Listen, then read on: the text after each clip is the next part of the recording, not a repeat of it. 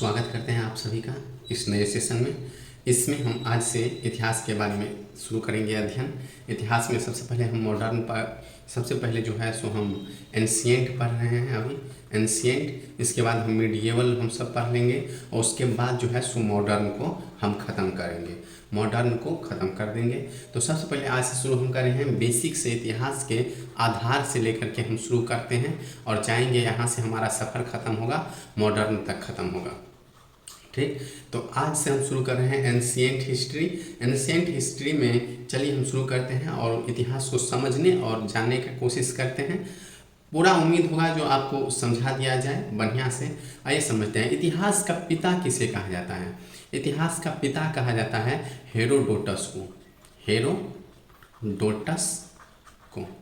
ये तो एक कॉमन सी बात है, ये कई बार एग्जाम में पूछ देता है, लोअर एग्जाम में पूछ दिया जाता है, जो इतिहास के पिता के रूप में किसे जाना जाता है। तो आप याद रखेंगे हेरोडोटस को, हेरोडोटस को इतिहास का पिता कहा जाता है, ये एग्जाम में पूछ देता है। अब समझिए इतिहास है क्या। इतिहास जो भी समय बीत चुका है उसको हम इतिहास कहते हैं। इतिहास को समझने के लिए हमें उसके स्रोतों को ध्यान में रखना जरूरी है। स्रोत क्या, वैसे स्रोत जो हमें इतिहास को पढ़ने में मददगार साबित होते हैं। जैसे कि हम अगर देखें तो पुरातात्विक स्रोत हो गया, दूसरी तरफ देखें तो साहित्यिक स्रोत हो गया। पुरातात्विक स्रोत के आधार पे भी हम उस समय के इतिहास को समझ सकते हैं जिस समय के बारे में हमारे पास कोई साहित्यिक विवरण उपलब्ध नहीं है। उस समय के जो भी औजार मिले हैं, चाहे जो भी मृदभांड मिले हैं या जो भी कलाकृति मिले हैं, अदरवाइज जो भी अवशेष या ऐसा कोई भी अवशेष जो हमें उस समय के बारे में बताता हो, उस समय के सामाजिक क्षेत्र के बारे में, उस समय के आर्थिक क्षेत्र के बारे में और उस समय के राजनीतिक क्षेत्र के बारे में अगर हमें बताता है तो उसको हम पुरातात्विक स्रोत में रखेंगे। जैसे कि उदाहरण के लिए हम अगर ले लें तो देखिए पाषाण काल में तो हम सभी जानते हैं कि यहाँ पे सिर्फ हमें पत्थरों के औजार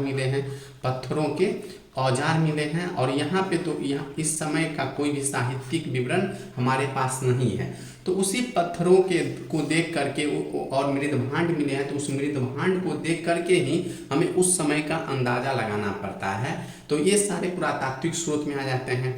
दूसरी तरफ हम बात करते हैं साहित्यिक स्रोत के बारे में। साहित्यिक स्रोत जिसका वर्णन हमें साक्ष्य रूप में मिलता है। तो इसमें हमारे तरफ दो है, अगर हम अपने देश के इतिहास को पढ़ रहे हैं तो हमारे देश के बारे में क्या लिखा हुआ है, हमारे पूर्वजों ने साहित्य में क्या लिखा है और विदेशी यात्रियों ने हमारे देश के बारे में क्या लिखा है। तो आइए देखते हैं देश के बारे में हमारे कुछ जो साहित्य हैं उसके बारे में हम वर्णन कर लेते हैं। देखिए, अगर हम बात करें देश के साहित्य के बारे में, तो देश के साहित्य के बारे में तो एक तो सभी धर्मों से संबंधित धार्मिक ग्रंथ हमें उपलब्ध हैं जो उस धर्म से जो भी बताते हैं उसको हम समझते हैं, और एक लौकिक साहित्य जिसे हम कह सकते हैं गैर धार्मिक साहित्य, मतलब ऐसा साहित्य जिसका संबंध कहीं न कहीं धर्म से नहीं है। कुछ ही हद होगा भी, तो कुछ हद तक, जैसे कि कुछ ही हद तक होगा, लेकिन समाज के बारे में उसने बताया है, उस समय के सामाजिक, ऐतिहासिक और राजनीतिक क्षेत्र का वर्णन किया है। तो जैसे कि अगर हम धार्मिक साहित्य की बात करें तो वेद, ब्राह्मण ग्रंथ, अर्णक, उपनिषद, वेदांग, पुराण या बौद्ध और जैन ग्रंथ, इन सब को पढ़ करके हमें उस समय का कुछ हद तक तो इतिहास पता ही चल जाता है, जो इस समय का इतिहास कैसा रहा होगा। ठीक, उसके अलावा अगर हम गैर धार्मिक साहित्यों में देखें तो कौटिल्य का अर्थशास्त्र, इसमें हमें पता चलता है मौर्य काल के बारे में, जो उस समय का शासन व्यवस्था कैसा था, मौर्य काल का शासन प्रशासन। कल्हन का अगर राजतरंगिणी हम देखते हैं तो इसमें हमें कश्मीर का इतिहास पता चल जाता है, कश्मीर का उस समय की स्थिति के बारे में हम जान सकते हैं। उसी तरह पाणिनि का अष्टाध्यायी में कहीं न कहीं मगध के बारे में चर्चा है। विशाखा दत्त का अगर मुद्रा राक्षस हम देखते हैं तो उसमें भी कहीं न कहीं हमारे पूर्वजों के सामाजिक स्थिति का या राजनीतिक स्थिति का और आर्थिक स्थिति का वर्णन किया हुआ है। ये तो बेसिक बात होगी धार्मिक और गैर धार्मिक में। अब जो भी चीनी यात्री, चाहे ग्रीक यात्री, चाहे अरबी यात्री या फिर कहें तो मुस्लिम यात्री, इन्होंने हमारे समाज के बारे में, हमारे भारत के बारे में क्या लिखा है, ये भी एक महत्वपूर्ण फैक्टर हो जाता है कि चीन के यात्री ह्वेन सांग, फाहियान और इतियान जब आए भारत में तो उन्होंने भारत के बारे में क्या देखा, क्या वर्णन किया, उस समय के सामाजिक, राजनीतिक और आर्थिक स्थिति के बारे में क्या लिखा, ये बात भी महत्वपूर्ण हो जाती है। और यूनान से या ग्रीक से जो भी यात्री आए उन्होंने क्या बताया, अरब से जो यात्री भारत में आए उन्होंने क्या बताया, मुस्लिम देश से जो भी यात्री आए यानी कि अरब देश से जो भी, वही अरब ही कह सकते हैं, मुस्लिम यात्रियों ने क्या लिखा, इन सब के बारे में हमें पढ़ना आवश्यक है। तो ये तो ओवरऑल, ये तो जो भी अभी हम पढ़े ये तो आधारभूत है इतिहास को समझने का, इतिहास को समझने का। इसको इसी के आधार पे हम इतिहास को समझ सकते हैं। चलिए अब शुरू करते हैं प्राचीन भारत का इतिहास। देखिए, इतिहास को अध्ययन के दृष्टिकोण से पढ़ने में सुविधा हो इसलिए इतिहास को 3 भागों में बांटा गया है। एक का नाम रखा गया प्रागैतिहासिक काल, दूसरे का नाम रखा गया आद्य ऐतिहासिक काल और तीसरे का नाम लिखा गया ऐतिहासिक काल। आइए समझते हैं इसका नाम किस आधार पे रखा गया। प्रागैतिहासिक काल, इतिहास का वह काल जिसमें हमें उस काल के बारे में अगर जानना है तो उसके सिर्फ पुरातत्व अवशेष को हम देख करके उसके अनुमान लगा सकते हैं। यह प्राग ऐतिहासिक काल, यानी कि प्राग ऐतिहासिक, इतिहास से बहुत पूर्व की सामाजिक स्थिति या इतिहास का वर्णन प्राग ऐतिहासिक काल में है। इसमें हमारे पास लेखन की कला उपलब्ध नहीं थी। उदाहरण के लिए हम पाषाण काल को इसमें रखते हैं। पाषाण काल, देखिए पाषाण काल के पास जो भी हमें मिले हैं वो है पत्थरों के औजार हैं, पत्थरों के औजार हैं। इसके अलावा कुछ मृद भांड मिले हैं। इसके अलावा पाषाण काल से हमको कुछ मृद भांड मिले हैं और कुछ अवशेष कलाकृति संबंधित अवशेष मिले हैं। तो इन्हीं सब को देख करके हमें उस समय के इतिहास के बारे में पता चलता है, इसीलिए इसका नाम हम प्राग ऐतिहासिक काल रख दिए हैं। अब वर्णन करते हैं आद्य ऐतिहासिक काल।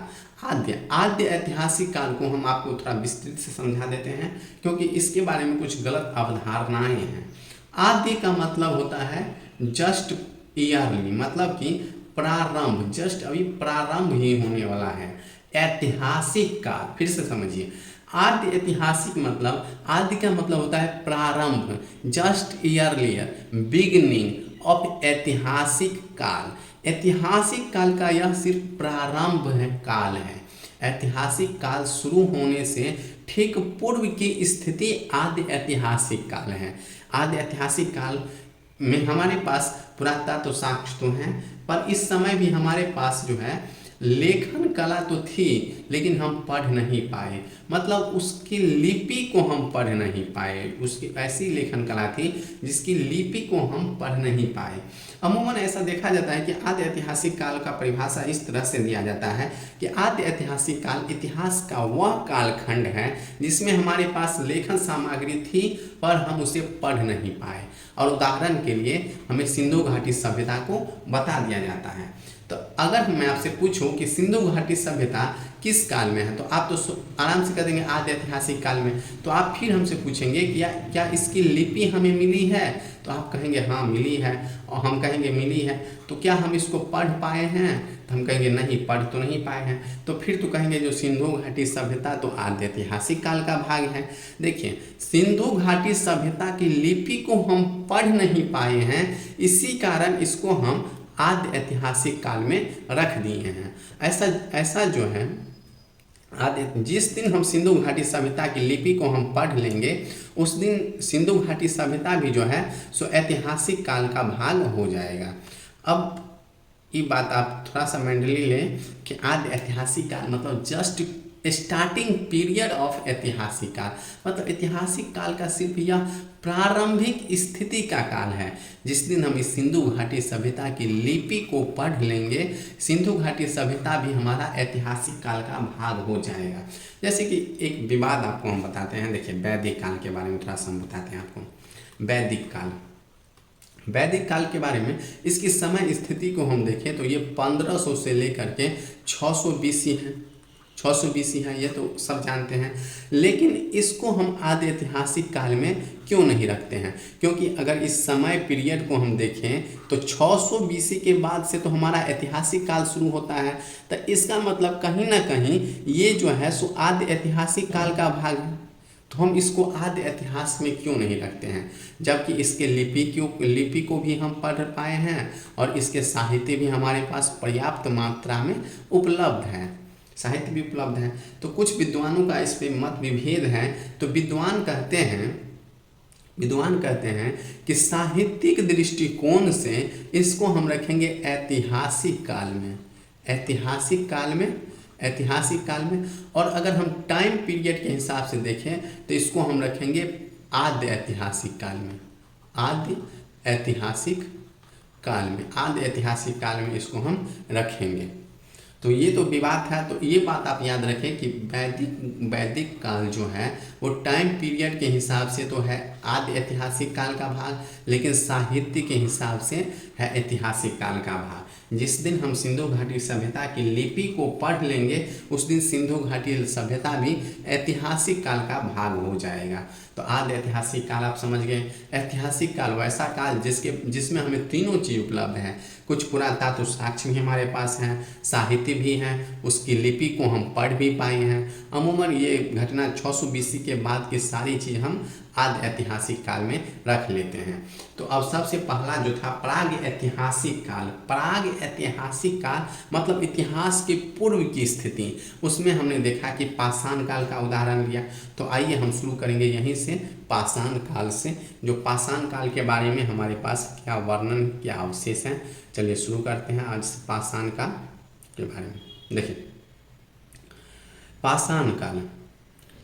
पाषाण काल जैसे कि नाम से स्पष्ट होता है, पाषाण यानी कि पत्थर और काल मतलब तो समझिए रहे हैं समय अवधि। देखिए ऐसा समय अवधि जिसमें हम अधिकतर हमारे जो पूर्वज थे वो पत्थरों का इस्तेमाल करते थे औजार के रूप में, चाहे रहने के लिए गुफाओं का इस्तेमाल करते थे। मतलब ओवरऑल देखें तो पाषाण काल के बारे में हमको यहाँ से जानकारी मिलता है। एक वक्तव्य आपको बता दूं, जब पाषाण काल या प्राग ऐतिहासिक काल का खोज हो रहा था तो ऐसा माना जाता था कि भारत में कोई भी प्राग ऐतिहासिक काल नहीं है। लेकिन कुछ जब इसका जांच पड़ताल हुआ, खोजबीन हुआ, तो एक वैज्ञानिक या विद्वान या भूगर्भ शास्त्री जो थे, पुरातत्वविद कह सकते हैं इसको, डॉक्टर प्राइम रोज नामक पुरातत्वविद जो थे, उन्होंने भारत के बारे में उत्खनन शुरू किया, भारत के बारे में जानना प्रारंभ किया। तो इन्होंने बताया कि नहीं, कहीं न कहीं भारत में भी प्राग ऐतिहासिक काल है और भारत में भी पाषाण काल है। इन्होंने सर्वप्रथम भारत में पाषाण काल है ये डॉक्टर प्राइम रोज ने बताया था। डॉक्टर प्राइम रोज ये बता दिए पर इसको इतना क्लियर नहीं कर पाए। लेकिन बाद में आकर के जब रॉबर्ट ब्रूस फुटे एक भूगर्भ शास्त्री और पुरातत्वविद दोनों थे। रॉबर्ट ब्रूस फुटे ने इसकी खोज की और सन 1863 ईस्वी में मद्रास के पल्लवरम नामक स्थान पर हैंड एक्स प्राप्त किया। कब? 1863 में मद्रास के पल्लवरम नामक स्थान पर हैंड एक्स प्राप्त किया। तब इन्होंने बताया नहीं, यहाँ पे पाषाण काल की स्थिति है। जब इसका विस्तृत उत्खनन हुआ, जब और खोजा गया और जांच पड़ताल किया गया, तो उन्होंने देखा यहाँ पे तो पाषाण काल में भी कुछ अवशेष जो पूरा पाषाण काल के हैं और उत्खनन कराया गया तो पता चला कि यहाँ पे मध्य पाषाण काल भी है। फिर उत्खनन जांच पड़ताल हुआ तो बताया गया कि यहाँ पे नव पाषाण काल भी है। तो ये बात आप याद रखें कि पाषाण काल के बारे में सर्वप्रथम भारत में पाषाण काल या आद्य ऐतिहासिक काल भारत में है, इसके बारे में सर्वप्रथम हमें कौन बताया? डॉक्टर प्राइम रोज। ठीक है, लेकिन उस डॉक्टर प्राइम रोज उतना विस्तृत जानकारी नहीं दे पाए। इसके बारे में जो सर्वप्रथम बताए वो थे रॉबर्ट ब्रूस फुटे भूगर्भ शास्त्री और पुरातत्वविद। ये कई बार क्वेश्चन में आ चुका है कि रॉबर्ट ब्रूस फुटे थे, तो आप आंसर लगाएंगे भूगर्भ शास्त्री, पुरातत्वविद, ए एंड बी दोनों या जिसमें हो या एक से अधिक, तो आपका आंसर 5 नंबर में रहता है। एक या एक से अधिक या ए तथा बी दोनों लगाएंगे। याद रखेंगे आप, रॉबर्ट ब्रूस फूटे भूगर्भ शास्त्री और पुरातत्वविद दोनों थे। रॉबर्ट ब्रूस फूटे ने ही 1863 में सर्वप्रथम मद्रास के पल्लवरम नामक स्थान पर हैंड एक्स प्राप्त किया। तब इन्होंने बताया कि कहीं न कहीं भारत में आद्य ऐतिहासिक काल में का अवशेष है, आद्य ऐतिहासिक काल यहाँ भी है। तो विस्तृत उत्खनन के बाद मध्य पाषाण काल और नव पाषाण काल का भी खोज होगा। ऐसा एक चीज आपको बता देते हैं, कई बार आ जाता है सुमेल करने के लिए आपको कालखंड का नाम दे दिया जाएगा, पुरा पाषाण काल, मध्य पाषाण काल और नव पाषाण काल, और इससे संबंधित जो भी रहे हैं व्यक्ति उनके नाम दे दिया जाएंगे। तो आप याद रखें कि पुरा पाषाण काल से रॉबर्ट ब्रूस फूटे संबंधित हैं, वहीं मध्य पाषाण काल से C.L. कार्लाइड संबंधित हैं और नव पाषाण काल से जॉन लुबाक संबंधित है। तो ये तो आपको बेसिक ध्यान रखना पड़ेगा। मतलब कहने का मतलब ये है कि जब पूरा पाषाण काल की खोज शुरू हुई तो रॉबर्ट ब्रूस फूटे उस समय एक्टिव थे, मध्य पाषाण काल के समय में C.L. कार्लाइड एक्टिव थे और नव पाषाण का जब खोज हुआ तो जॉन लुबाक एक्टिव थे। अब आ जाते हैं थोड़ा समय के बारे में बात कर लेते हैं, टाइम पीरियड के बारे में। देखिए, ऐसे टाइम पीरियड के बारे में विभिन्न विद्वानों के विभिन्न मत हैं, पर ऐसा माना जाता है कि पूरा पाषाण काल जो है सो प्रारंभ से 10,000 BC तक रहा होगा। अर्थात मानव ने सबसे ज़्यादा जो अपना समय बिताया है, मानव ने सर्वाधिक समय जो है सो पूरा पाषाण काल में ही बिताया है, क्योंकि ये देखिए प्रारंभ से 10,000 BC तक है। उसके बाद अगर हम मध्य पाषाण काल में आते हैं तो मध्य पाषाण का काल का समय पीरियड 10,000 से 5500 BC माना जाता है और नव पाषाण काल का काल जो है सो 5500 लेकर से 3000 BC माना जाता है। ठीक है, ये तो हो गया नव पाषाण काल के टाइम पीरियड के बारे में। याद रखेंगे आप, थोड़ा सा आपको और बता दें, यही देखिए ये जो आपको हमने ऊपर बताया यही लिखा है, जो सर्वप्रथम भारत में प्रागैतिहासिक काल को खोजने का श्रेय डॉक्टर प्राइमरोज को जाता है, लेकिन इनके बारे में विस्तृत अध्ययन करने का श्रेय 1863 में रॉबर्ट ब्रूस फूटे को जाता है। ये मद्रास के पल्लवरम नामक स्थान से हैंड एक्स प्राप्त किए थे, इन्होंने ही बताया था। इसके अलावा आइए समझते हैं, जब नव पाषाण काल हमारे खोज हो रहा था, नव पाषाण काल, तो इसी के दरमियान ऐसा पता चला कई जगहों पे कि जहाँ पे तांबे भी मिले और पत्थर भी मिले। तांबे और पत्थर जहाँ जहाँ साथ में मिले हैं उस काल को हमने ताम्र पाषाण काल कह दिया है। मतलब ये कह सकते हैं कि नव पाषाण काल के पैरेलल चल रहा था ये ताम्र पाषाण काल और ये नव पाषाण काल। तो ये समझ गए आप, इसके बारे में हमने इतिहास बता दिया। अब आइए थोड़ा सा विस्तृत अध्ययन हम करने का प्रयास करते हैं नव पाषाण काल के बारे में। नव पाषाण काल के बारे में थोड़ा सा विस्तृत अध्ययन करें। देखिए, नव पाषाण काल के बारे में जैसे कि हमने आपको बता दिया है कि इसका टाइम पीरियड जो है सो प्रारंभ से लेकर के 10,000 BC तक है। ये काल जो कहलाता है, कौन सा काल कहलाता है? पूरा पाषाण काल, पूरा पाषाण काल कहलाता है। ये आप टाइम पीरियड रखेंगे, याद रखेंगे। इससे संबंधित जो व्यक्ति थे वो कौन थे? रॉबर्ट ब्रूस फूटे, रॉबर्ट ब्रूस फूटे इससे संबंधित व्यक्ति थे। इसके अलावा आइए समझते हैं पूरा पाषाण काल में व्यक्ति जो है, इससे संबंधित जो पूरा पाषाण काल की जानकारी जो हमें मिलती है वो बेलन घाटी, यानी कि जो यूपी में एक नदी है बेलन घाटी, उसके पास से मिलती है। नर्मदा घाटी MP में है, उससे पास से मिलती है। और सोहन घाटी पाकिस्तान में है, उससे मिलती है। आइए हम थोड़ा सा आपको मैप में दिखा दें। देखिए यहाँ से कि आप जैसे देख पा रहे होंगे ये सोहन वैली यही है, इसको सोन लिख दिया है लेकिन आप इसे अमूमन समझिए सोहन वैली। एक तो ये हो गया जो सिंधु नदी की सहायक नदी है। देखिए सिंधु नदी जो आ रही है ऊपर से सिंधु नदी आ रही है, इसी का एक सहायक नदी है सोहन नदी। उसी के आसपास में पूरा पाषाण काल के क्रमिक विकास देखने को मिलते हैं। इसके अलावा हम आपको दिखला दें तो ये देखिए, ये नर्मदा नदी हो गया। नर्मदा नदी भारत में पुरापाषाण काल के अवशेष या इनके बारे में जानकारी यहाँ से भी मिलता है, नर्मदा घाटी के बारे में। और यूपी में एक जो है सो यहाँ पे दिखाया तो नहीं गया है, पर यूपी में ही एक जो है सो आपका बेलन घाटी है, जो कि मिर्ज़ापुर के आसपास है, मिर्ज़ापुर के आसपास है, वहाँ से मिले हैं। तो आप याद रखें, 3 चीज़ याद रखें किस पुरापाषाण काल के बारे में, पुरापाषाण काल के बारे में, पाषाण काल के बारे में जो हमें अवशेष मिलते हैं वो 3 जगहों से मिलते हैं। एक तो मिल जाता है सोहन वैली से, सोहन नदी घाटी से मिल जाता है। दूसरा मिल जाता है हमें नर्मदा नदी घाटी से, नर्मदा नदी घाटी से। और तीसरा जो हमें मिलता है वो मिल जाता है यूपी के मिर्ज़ापुर के आसपास जो है बेलन घाटी से। ठीक है, बेलन घाटी से मिल जाता है इसके अवशेष। आइए हम आगे थोड़ा सा समझते हैं। देखिए, तो ये हमने बता दिया कि पुरापाषाण काल भारत में कहाँ कहाँ विकसित थे। तो आपने समझ लिया बेलन जो नदी घाटी है जो यूपी के मिर्ज़ापुर के आसपास है, मिर्ज़ापुर के आसपास है बेलन घाटी। नर्मदा तो पता है, दिखला ही दिए, और सोहन तो बता ही दिए, ये सिंधु नदी की सहायक नदी है।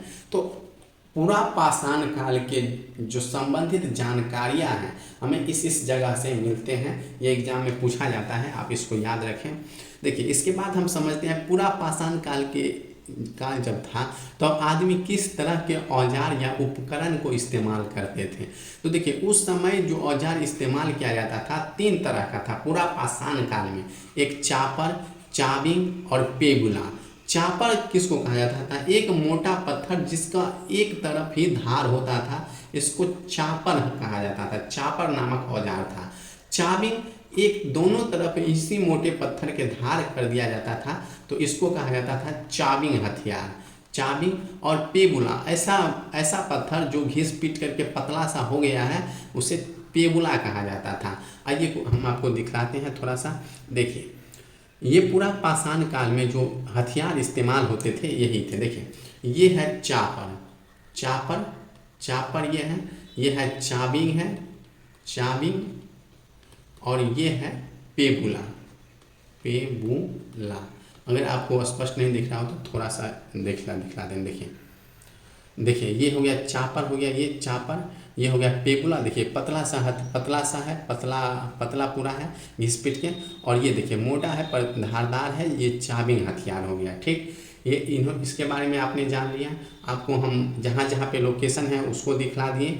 अब थोड़ा सा हम पुरापाषाण काल के आदमियों के बारे में हम थोड़ा सा जानकारी लेते हैं, जो उस समय का जो था वो कैसा था। आइए देखते हैं हम। देखिए, पुरापाषाण काल में जो भी निवास करते थे उनकी स्थितियों को हम अगर देखें, तो उनकी जीवन शैलियों को हम अगर देखें तो वो ये तो पूरी तरह से जानवर के शिकारों पे आधारित थे। बड़े बड़े जानवरों का शिकार करते थे। ये खाद्य संग्राहक थे। इस शब्द पर ध्यान दीजिए, क्योंकि मध्य पाषाण काल में भी हम जाएंगे तब और नव पाषाण काल में जाएंगे तब। यही खाद्य संग्राहक के साथ साथ उत्पादक भी हो जाएंगे। तो इस वर्ड को थोड़ा ध्यान दीजिए, इस वर्ड पर ध्यान दीजिए। ये खाद्य संग्राहक थे, मतलब जानवरों के शिकार करके जो भी खाना खा लेते थे, उसके बाद ये लोग अपने खाने को संजो करके रख देते थे, क्योंकि इनके पास इस समय किसी भी प्रकार की कृषि का ज्ञान नहीं है। ये पूरी तरह से हम कहें तो जो घूम के खाता है, क्या कर सकते हैं उसको, मतलब इनके पास कोई भी कृषि का ज्ञान नहीं है। इसके साथ साथ जब कृषि का ज्ञान नहीं है तो इसका मतलब है कोई भी अस्थायी निवास की प्रवृत्ति ही नहीं इसमें होगी, और पशुपालन का तो कोई बात ही नहीं है। तो ये सब इस काल में नहीं पाया गया था। आप याद रखें, जो ये खाद्य संग्राहक के रूप में थे, हाँ, ये लोग खाना बदोश की तरह थे। खाना, यही हम आपको बताना चाहते थे, खाना बदोश की तरह थे। जीवन शैली था, जहाँ पे जो मिल गया खा लिया, जो बच गया उसे रख लिया। तो इसमें इनके पास कृषि का ज्ञान नहीं था, अस्थायी निवास का ज्ञान नहीं था, पशुपालन का ज्ञान नहीं था। चलिए, इतना समझ गए आप, ये याद रखिएगा। इसके अलावा हम समझते हैं प्रमुख स्थल आपको हमने दिखा ही दिया। बेलन नदी घाटी, नर्मदा नदी घाटी, सोहन नदी घाटी, ये सब था।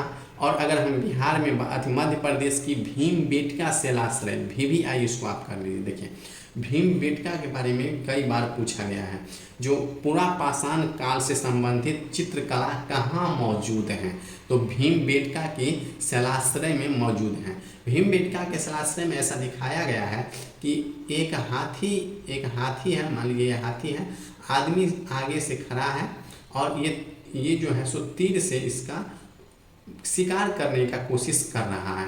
ऐसा देखने से लग रहा है कि हाथी का शिकार करने का कोशिश कर रहा है। इसी तरह के कई आकृतियाँ मिली हैं जो भीमबेटका में है, इसको आप याद रखें। अगर आपको हम दिखाना चाहें तो ये देखें, देखिए यहाँ पे आप देख रहे होंगे कि इंसान जो है सो तीर के साथ यहाँ पे खड़ा है और ये हाथी पे चलाने की कोशिश कर रहा है। यहाँ पे देखिए दौड़ते हुए घोड़ों को ये मारने की कोशिश कर रहा है।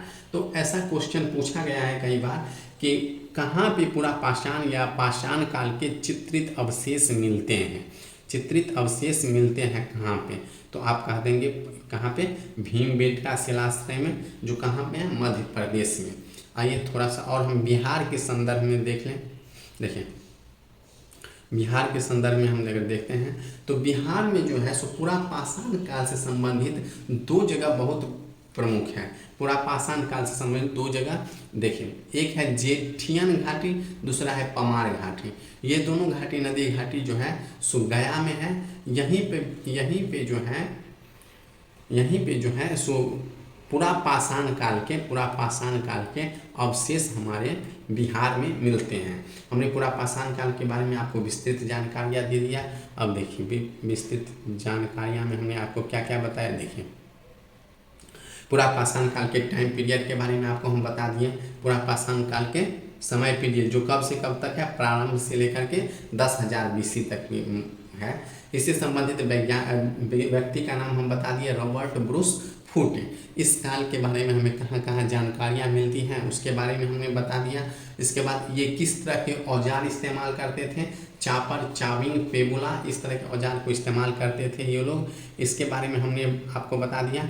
अब देखिए इसके जीवन शैली के बारे में हमने आपको बताया है कि ये लोग पूरी तरह से क्या थे, खानाबदोश थे। जीवन शैली खानाबदोश वाला था, जानवरों पे शिकार करके अपना भरण पोषण करते थे और ये लोग खाद्य संग्राहक थे। इसके अलावा खाद्य संग्राहक होने का प्रमुख कारण था कि इन लोगों के पास कोई भी कृषि का ज्ञान नहीं था, कृषि के बारे में जानकारी नहीं थी, इसीलिए जो शिकार करते थे उसको खाते थे, बाकी रख लेते थे।